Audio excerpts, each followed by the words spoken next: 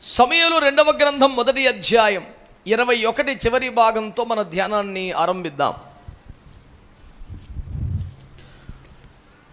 సౌలు డాలును పారవేయబడెను, హతుల రక్తము ఒలికింపకుండా.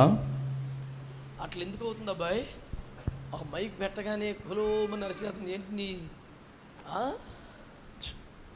నీకు దెబ్బలు పడతాయి.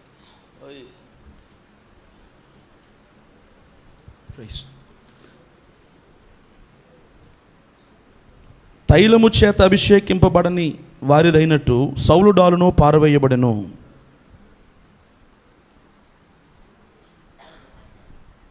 ఇది ఆరంభము నుండి ఈ సమస్య కనబడుతూనే ఉన్నది. అంతం వరకు కొనసాగించిన ఎడల అయ్యగారితో మాట్లాడేదము. స్తోత్రం చెప్పండి. మరొక చిన్న ప్రార్థన చేసుకొనివ్వండి. ప్రేమ కలిగిన మా మహాపరిశుద్ధ తండ్రి, ప్రాణాత్మ దేహములతో లొంగిపోతున్న అల్పదాసును అంగీకరించి అగ్ని చేత కాల్చి పుటము వేసి పరిశుద్ధపరిచి మీరు వాడు కొనదగిన యోగ్య పాత్రగా మలచి ఈ దీన పాత్రలో నుంచి మీ శైలిలో, మీ స్థాయిలో, మీ కార్యాలు మాకు మేలుకరంగా జరిగించమని యేసు పేరిట ప్రార్థించి వేడి పొంది ఉన్నాము తండ్రి. మరొక శక్తివంతమైన స్తోత్రం చేద్దాం. ప్రియమైన దైవజనులారా, దేవుని పిల్లలారా, సహోదరి సహోదరులారా, మీరంతా కూడా మీతో మాట్లాడుచున్న వాని వైపు చూస్తూ ప్రాణాత్మ దేహమును లగ్నము చేసి దేవుడు 100 మాటలు మాట్లాడితే 99 పొందుకొని కూడా సంతృప్తి పడకుండా నీ జీవితానికి అత్యవసరం అవునేమో ఆ మాట కూడా నేను పోగొట్టుకొనకూడదన్నంత ఏకాగ్రత నిలిపి దేవుని వాక్యమును నాతో కలిసి ధ్యానించవలనని మిమ్మల్ని ఆహ్వానించుచున్నాను. మీరందరూ కూడా అవును అనడములో, ఆమెన్ అనడములో, స్తోత్రాలు చెప్పడంలో లోభులు కాక ధారాళంగా ఉండాలని కోరుతున్నాను. నరకానికి వెళ్ళే లిస్టులో ఈ లోబులు ఉన్నారు. ఇంత సేవ చేసి అది మూట కట్టుకోవద్దని కోరుతున్నాను. ₹10 పెట్టుబడి లేని హల్లెలూయా కూడా నువ్వు ఇంత ఆలోచిస్తే జేబీలోంచి ఖర్చు పెట్టే వ్యవహారం వస్తే మనం ఎంత ఉదారంగా ఉంటామో తెలిసిపోవటంలా. మంచి వాళ్ళందరూ స్తోత్రం చెప్పండి. హల్లెలూయా. ప్రభునందు ప్రియులారా, అభిషేకించబడని వానిదైనట్టు అభిషేకించబడ్డ సౌలు డాలు కూడా పారవేయబడెను అనే ఒక విషాద గీతాన్ని దైవజనుడు ఆలపిస్తున్నాడు. ఇదొక ధనుర్గీతం, ఇదొక శోక కీర్తన, ఇది ఒక విలాపం, ప్రలాపం. ఇశ్రాయేలులో భుజములు మొదలుకొని పైకి కనబడుతున్నటువంటి ఒక ఆకారాన్ని, అంతకు మించి ఏ విశేషము లేని కోల్పోయిన గాడిదలు కూడా వెతికి పట్టుకొచ్చుకునే సామర్థ్యము లేని 12 గోత్రంలో చివరి గోత్రం, అందులో పేద కుటుంబం నుంచి తీసుకొచ్చినటువంటి ఒక కుర్రాన్ని వెలి చూపుకి కనబడుతున్నట్లుగానే భుజముల మొదలుకొని అందరికంటే ఎత్తైనటువంటి రాజుగా నిలిపి స్థాయిని పెంచి అభిషేకాన్ని ఇచ్చి దేవుడు ఆశీర్వదించాడు. అయ్యో, నేను బెన్యామీని గోత్రీకుని కాదా, కీషు కుటుంబం కాదా, నిరుపేద వ్యవహారం కాదా, అర్పణ ఇచ్చుటకు కూడా ఇంత వెండి లేని వాడిని కాదా అని వాపోతున్న స్థితిలో నుంచి ఒక ఎద్దును పట్టుకొని ముక్కలుగా నరికి ఆకాశ నలుదిక్కులకి మాంసాన్ని విసిరి యెహోవా అభిషేకించిన సౌలుకు విరోధంగా ఎవడైనా లేస్తే వాడికి గతి పట్టుద్ది అని సవాలు చేయగలిగిన రేంజ్కి దేవుడు అతన్ని బలపరిచాడు. దేవుని బిడ్డలారా, అంతకంతకు ప్రబలుతున్న స్థాయి దేవుడికి ఆయనకి ఇచ్చారు. సమయంలో మాటలో చెప్పాలంటే, సౌలా ఏదో 3 నాళ్ళ ముచ్చటగా ఒక తొలి అవకాశముగా కాదు నాన్న, ఇజ్రాయేలు మీద సదాకాలము నిన్నే రాజుగా ఉంచని దేవుడు నిశ్చయించాడు. కానీ ఇంత అవివేకంగా ప్రవర్తించావు నీవు, ఇప్పుడు నీకంటే యోగ్యునికి కిరీటం వెళ్ళిపోతోంది అని మాట్లాడారు. బిడ్డలారా, మీరు ఆలకిస్తే ఇంతగా ఆశీర్వదించబడ్డటువంటి సౌలు ఒక విషాదకరమైన ముగింపులోకి వచ్చిన దరిమిలా ఆ వాస్తవాన్ని జీర్ణించుకోలేక పుట్టెడు దుఃఖముతో గుండె పగిలి ఆలపించిన శోక గీతం ఇది. ఎంతో ఆవేదనలో పుట్టుకొచ్చినటువంటి ఆర్తధ్వని ఇది. అయ్యో అయ్యో అయ్యో! యుద్ధం అన్నాక మరణాలు సహజం, యుద్ధం అన్నాక ఓటములు సహజం, యుద్ధం అన్నాక నేల కూలే యోధుల లెక్క సహజం. కానీ ఎవడైనా పడవచ్చు, కానీ అభిషేకించబడని వానిదైనట్టు అభిషేకించబడ్డ సౌలు డాలును పడిపోయేనే. నేర రాలిన యోధుని డాలును చూసే ఇంత విషాద గీతం ఆలపిస్తే, తన కత్తెపై తానే ఒరిగినటువంటి దైవ సేవకుని అభిషక్తిని చూసి ఇంకేమి కీర్తన రాయాలి? తైలము చేత అభిషేకించబడని వానిదైనట్టు అభిషేకించబడ్డ వాలి డాలు కూడా పడిపోయింది కదా. ఇంకా కిందికి పోతే అయ్యయ్యో బలాఢ్యులు కూలిపోయిరే, అయ్యో సింహ వ్యాఘ్రముల వంటి వారు కూలిపోయిరే అంటూ బాధపడ్డాడు.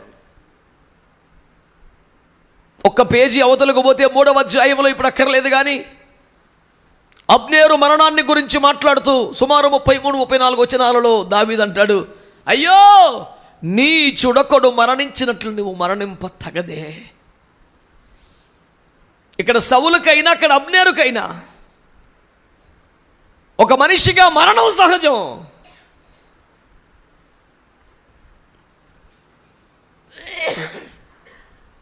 ఏ సేవకైనా ఏ ప్రయాణానికైనా ఒక ముగింపు సహజం, కానీ అది మహిమాయుక్తంగా ఉండాలి, ఇంత దారుణంగా ఉండకూడదు.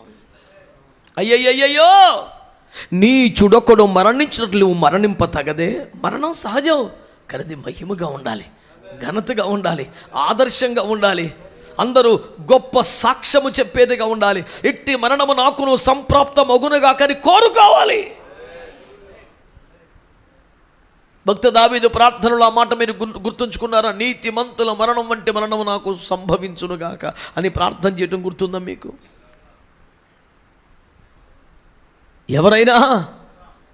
ఎవరైనా మరణాన్ని లక్షించి ఉద్దేశించి ప్రార్థనలు చేసిన అనుభవాలు ఉన్నాయా? నా సభ ఇలా ఉండాలి, నా సంఘం ఇలా ఉండాలి, నా పరిచర్య ఇలా ఉండాలి, రాబో దినములలో సేవ ఇలా ఉండాలని కోరుకోవటం సహజంగా జరుగుతుంది, కానీ నా మరణం ఇలా ఉండాలని ఆశించి ప్రార్థించినటువంటి ఆ మాట వాడొచ్చున వివేకం దాదాపు శూన్యమవుతుంది కదా. దానికి కారణం ఇప్పుడప్పుడే కాదు, నాకు చాలా టైం ఉంది అనుకోవడమేమో. దైవికంగా చెప్పాలంటే నా దినముల మధ్య దేవుడు నన్ను కొనిపోడులే అనే నిరీక్షణేమో. It sounds good but it's not fact. అది వినడానికి చాలా మంచిగా ఉంటుంది, కానీ అదేమి పెద్ద అద్భుత వాస్తవం కాదు. It can be dismissed in your case. నీ విషయములో అది రద్దు చేయబడవచ్చును. Nobody has an assurance for that. ఏ ఒక్కరికి ఆ విషయంలో నిశ్చయత ఉండే అవకాశం ఉండదు కదా. మీ గంభీరమైన మౌనము నశించునుగాక. పోన్లే మహాభక్తులు,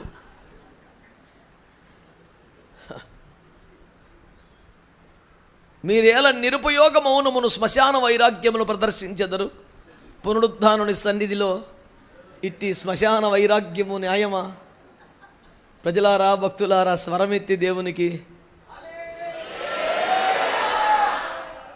ఏదో పెద్ద శాంక్షన్ చేసి ఆఫీసర్ లాగా నా అప్లికేషన్ కోసం చూస్తారు ఏమిటండి మీరు? దేవుని స్తుతించడం మీకు ఆనందం కాదా, భాగ్యం కాదా? నేనంటాను, స్తోత్రమే ఆత్రం అయితే నీ గాత్రానికి ధర్మం. స్తోత్రం చెప్పండి. మంచి వాళ్ళందరూ దేవునికి స్తోత్రం చెప్పండి. హల్లెలూయా. ఏ సేవైనా ముగించబడుతుందేమో, ఏ జీవితమైనా ముగించబడుతుందో, ఎవరికైనా మరణం వస్తుందేమో, కానీ దేవుని ప్రజలారా, నీ ముగింపు మహిమకరంగా ఉండాలి, నీ ముగింపు దీవెనకరంగా ఉండాలి. అమాయకంగా అనామకంగా చావడానికి వీల్లేదు, అర్థాంతరంగా ముగించడానికి వీల్లేదు. నీ చుడకుడు మరణించట్లు మరణించకూడదు. అభిషేకించబడని వాని ఆయుధములే నీ ఆయుధం, నీ కృప, నీ తలంతు, నీ వరం, నీ సేవ అర్థాంతరంగా నేలపాలవకూడదు. ఇది ప్రకాశించాలి, ముందు తరములకు ఆశీర్వాదకరంగా పరిణం వెళ్ళాలి.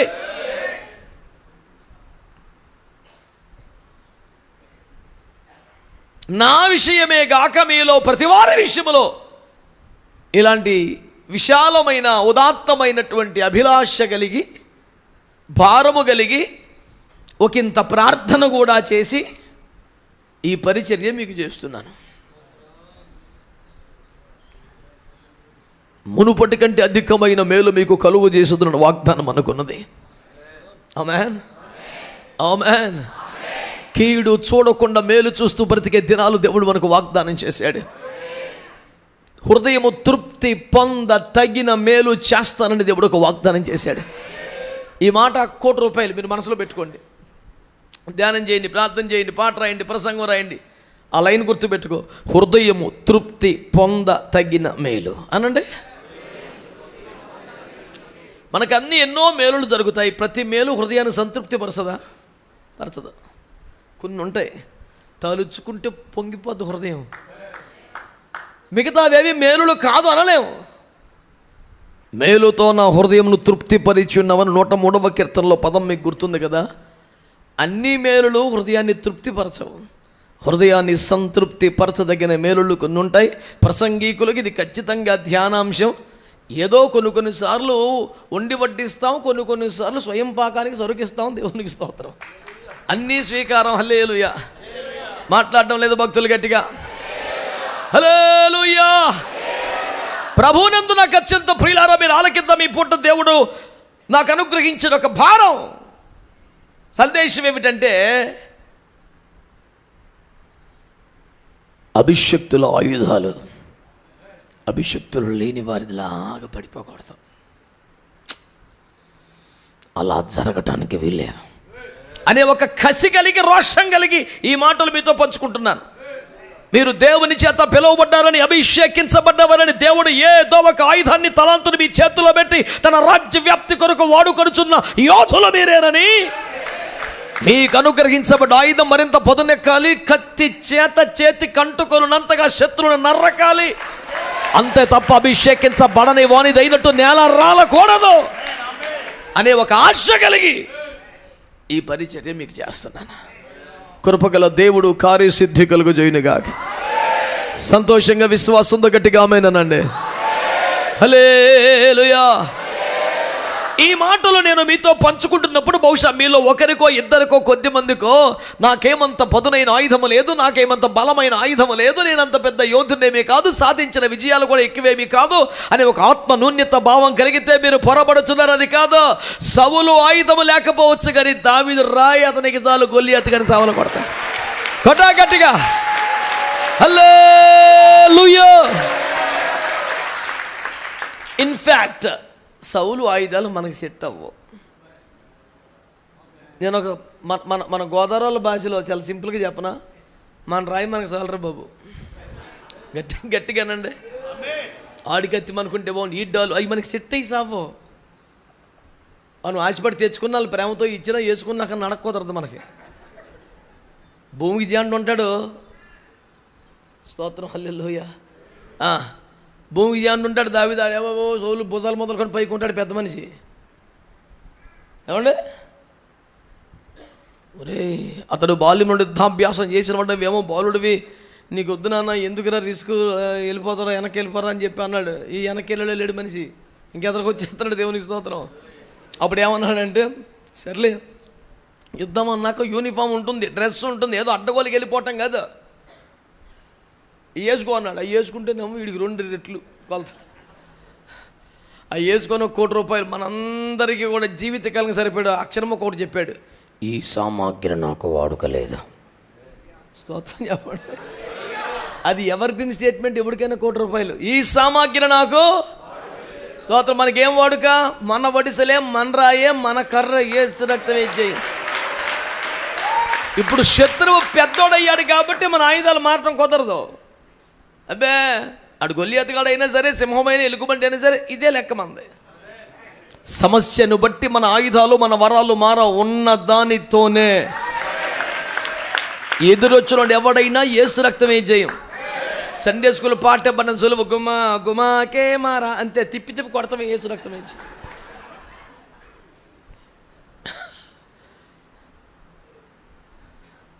ఇప్పుడు గొలియాతు కూడా వచ్చాడు కాబట్టి యాకోబు ఏశావుకి వెళ్ళే దారులు 7 సార్లు ఏమేమి పడ్డట్టు, ఏమైనా దావీదు పడ్డాడా? ఎవరిగా ఆడికి చిరాకు వచ్చేసి కోపం, నీకు ఎట్ట కనపడుతుండ్రా, నేను ఏమన్నా కుక్కరా అని వాడే అద్దంలో చూసుకున్నట్టుగా మాట్లాడాడు. దావీదు గారు సింపుల్గా, ఆఫ్ కోర్స్ ఓకే ఏ క్యా సమస్య హే రేతో, ఏ ఏమనుకుంటున్నావు రా అంటే నువ్వు అనుకున్నది కరెక్ట్. కొన్నిసార్లు అండి అవతలోడు మన యుద్ధాన్ని తేలిక చేసేస్తాడండి బాబు.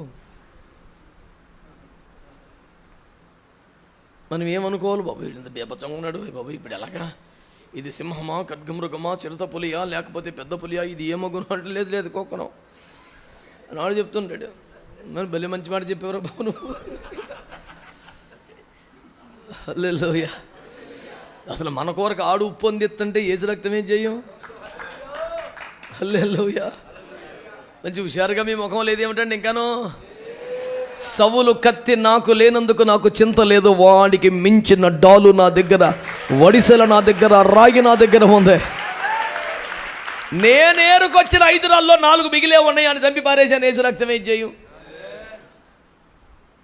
ఎంత మాత్రపు యుద్ధమునకు రిహార్సల్ ఎందుకు నాన్న, యేసు రక్తమే. సంతోషంగా చెప్పండి హల్లెలూయా. యుద్ధము యెహోవాదే. ఆగో మళ్ళీ ఇక యుద్ధము పత్తాకెందుకో. నేనేమంటానంటే విజయం మనందరిదే. ఇప్పుడు యుద్ధం అయింది అయితే మందేంటి. అసలు ఆ మొక్క ఒప్పుకోవే. ఎందుకు ఒప్పుకోవాలి అంటే బైబిల్లో ఉన్న వాగ్దానం ఏదైనా నోటితో ఒప్పుకుంటేనే పని అవుతుంది. హృదయం ముందు విశ్వసించిన దానిని నోటితో ఒప్పుకొనిన ఎడల నీకు అది వస్తుంది. You can inherit that by confessing your own mouth. Not just believing is not enough. It must be your practice to confess the promises of God in your life which are given to you at any time.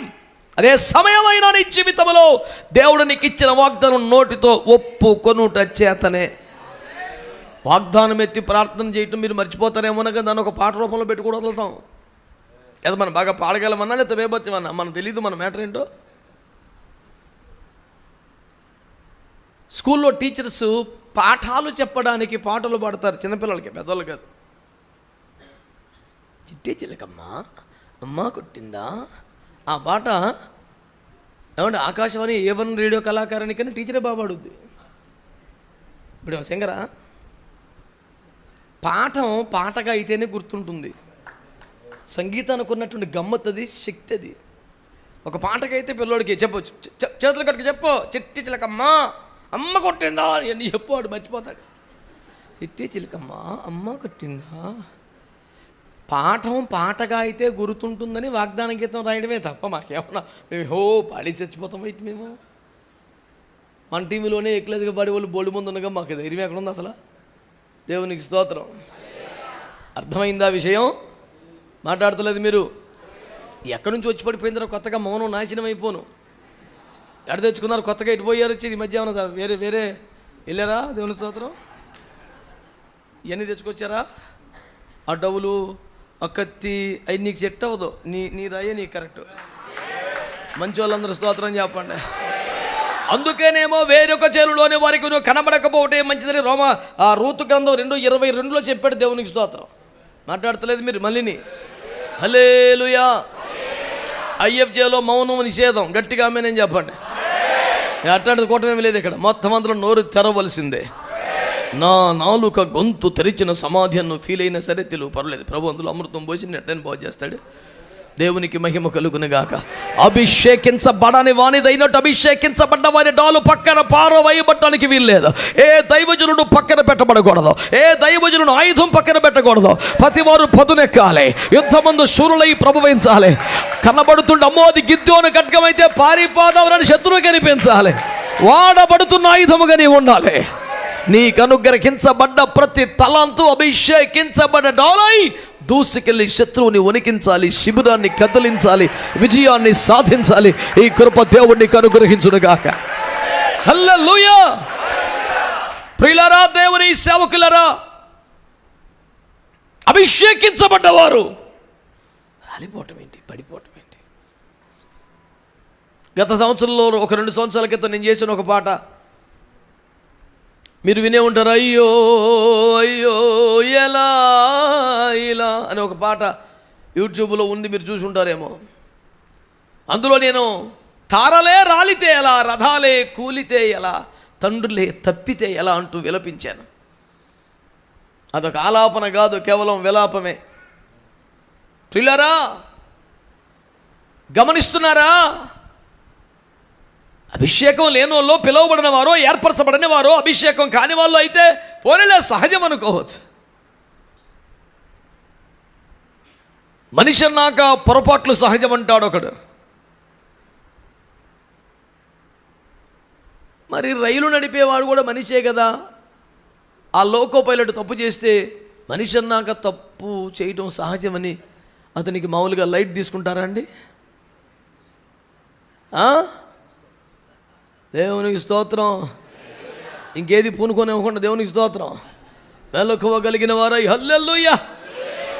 ఆలకించండి బిడ్డలారా.